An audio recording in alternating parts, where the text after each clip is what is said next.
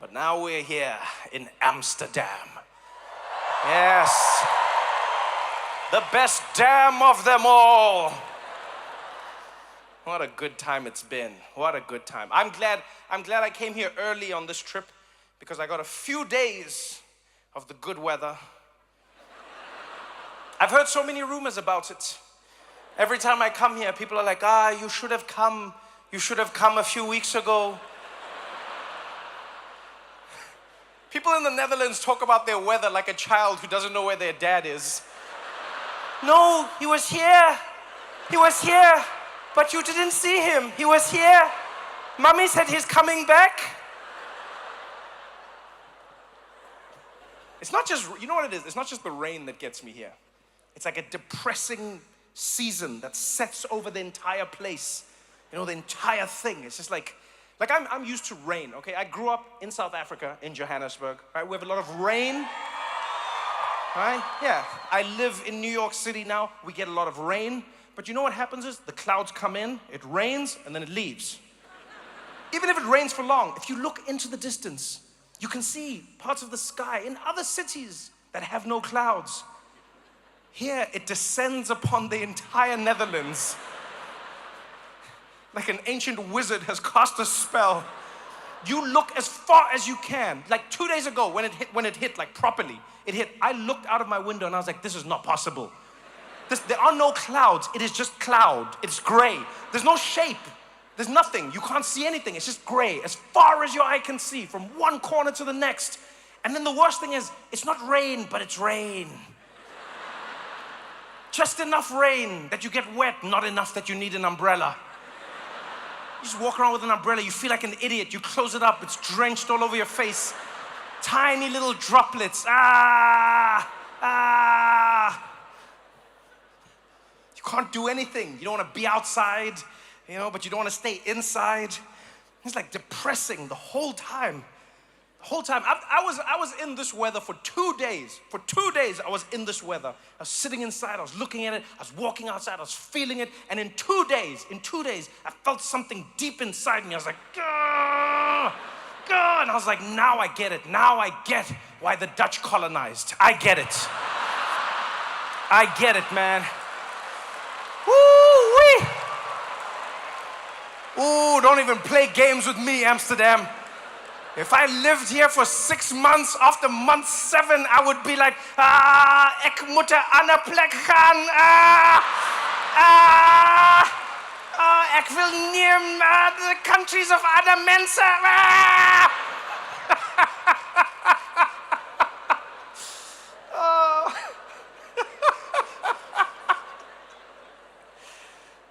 That's probably what happened, right?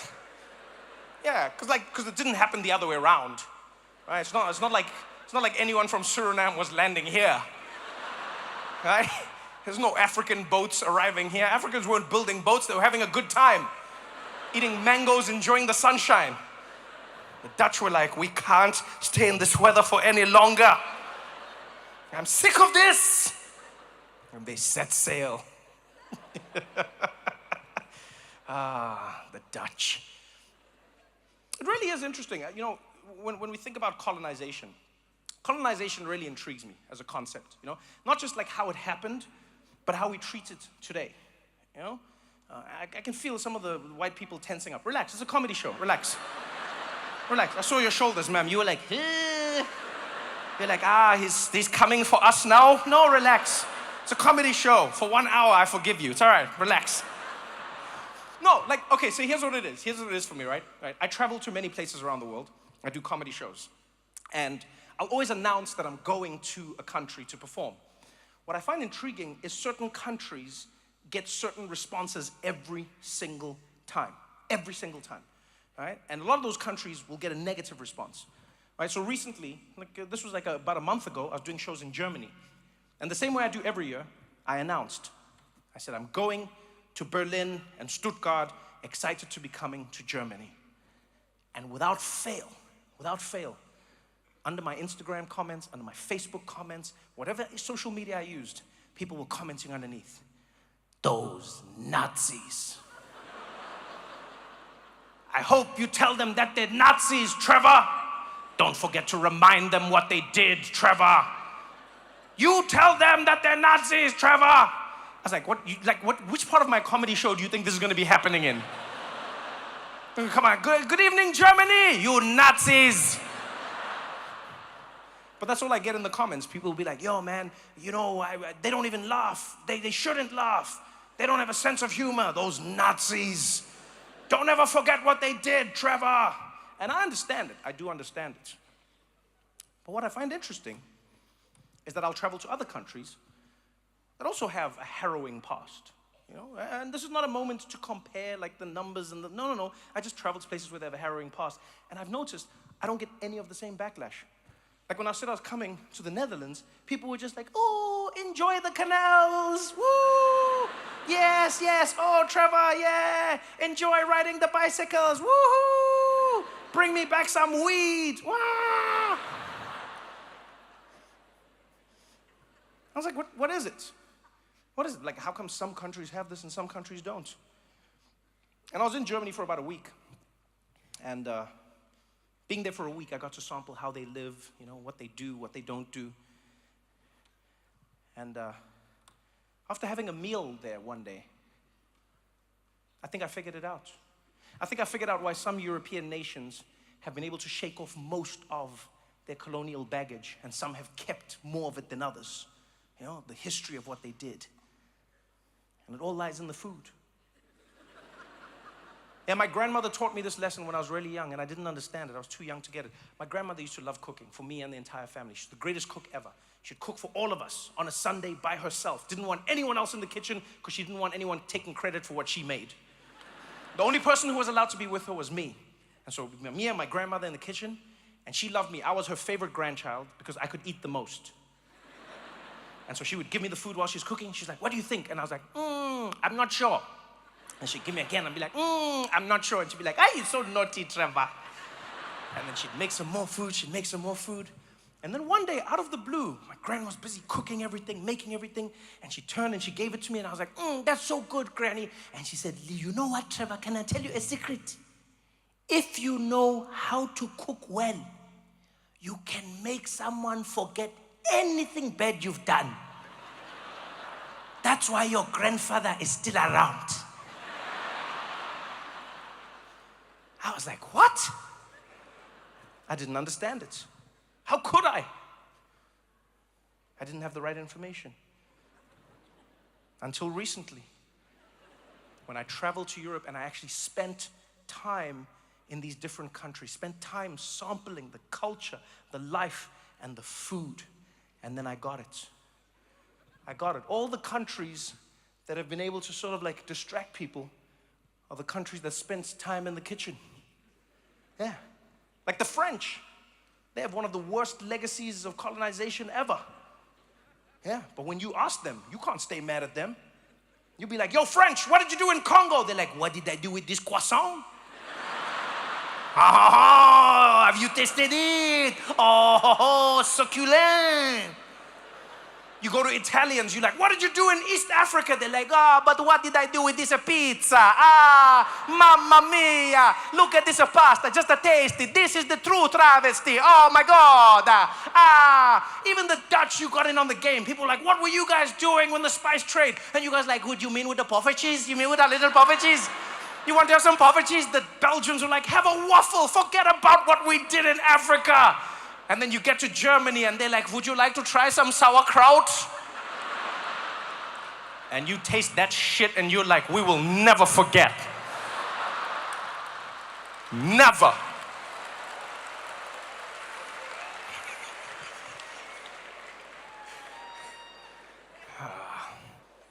People get offended sometimes when I say these things, but it's something you actually shouldn't be offended by. You shouldn't be offended by it because I've learned in talking to like anthropologists and sociologists that a lot of the way people are in their cultures comes from the weather that they were raised in. This is a true thing. No, it's a true thing. So for instance, I've always been fascinated, like whenever I travel to Scandinavia, you know, like Sweden and Norway and all those places, I was always intrigued by the way they speak, right? Like they have a very like curt language. You know, like when you talk about, you say Spanish, you want to learn because it like sounds good, and like Swedish for me has always sounded the opposite. You know, it's just got that like tak, Hida, Tukjida, Kukura Kutta Tora Kotta, Muris Kutta Kurin, it's like that thing. You know what I mean? And I was always like, why? And it turns out that Swedish people, over generations, we're talking about like hundreds and hundreds and hundreds and hundreds and hundreds and hundreds of years, because they lived in a climate that was so cold, you couldn't afford to open your mouth wide when you speak. Right? Like I grew up in Xhosa culture. My mother's Xhosa, my grandmother's Xhosa, that's my whole family. Xhosa people grew up in South Africa, warm climate. So when we speak, we open our mouths. Molo, that's how we greet you. Molo mhlobam, usaphila, alright, hayi ndimbonile. You see? It's because we've got warm air. We can take our time. If you've been to Sweden in the winter, you understand. What, you can't wait. You can't mess around out there. You just gotta get them.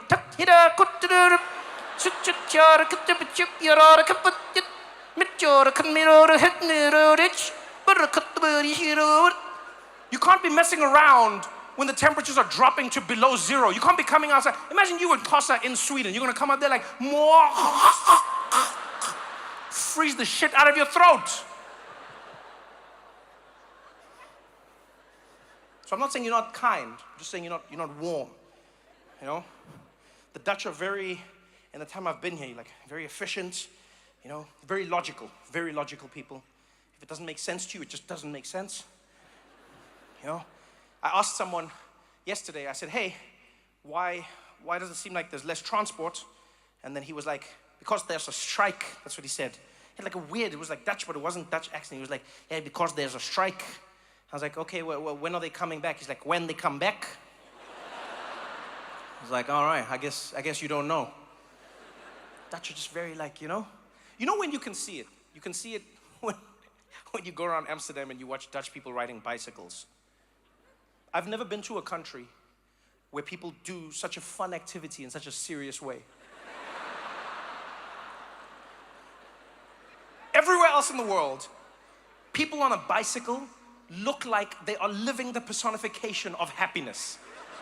Because that's what a bicycle is. It's goofy, it's silly. Your legs are going round and round. You're there with the little barrel, bring, bring. That's like a fun time, yay! And then here in the Netherlands, straight back, straight body, focus. Focus, focus, focus, focus. We're going somewhere, focus, focus, focus. And God forbid you step in front of that bike. God forbid. Let me tell you something. I have never in my life been to a country where I would rather step in front of a car than a bicycle. I have never in my life, every day that I've been out here, I've forgotten. I'll step into the bicycle lane. You see them flying at you, and for safety, I'll jump to the cars because I know I've got a better chance of surviving. Your bike riders here do not give a shit. They do not give a shit. They come at you. It's almost like they go faster when they see you. You step into that lane, people lose their shit, come at you full speed. Full speed. Ay, ay, ay, ay, ay, ay. Ay, ay, ay, ay, ay, ay, ay. Ay, ay, ay, ay, ay, ay. Ay, ay, ay. Kijk maar dit ook. Kijk maar mee. Kijk. Shower, shower, die kijk ons shower, swimmer, shower, kijk. Ay, ay, ay, ay, ay, ay. Ay, ay, ay. I've never heard a bell sound angry until I came to the Netherlands. Angry as shit. Gring, gring, gring, gring. Gring, gring. Je praat zo, maar je maakt het uit. Gring, gring. Yeah, yeah, yeah, yeah, yeah, yeah. One guy screamed at me, he's like, hey, why don't you look? Why don't you look behind you? I'm like, because that's not how looking works. What do you think, I just live my life like I owe people money? Think I'm just walking around like this? Why don't you look behind you? Why don't you use your brakes? People in the Netherlands act like this is an action movie and there's a bomb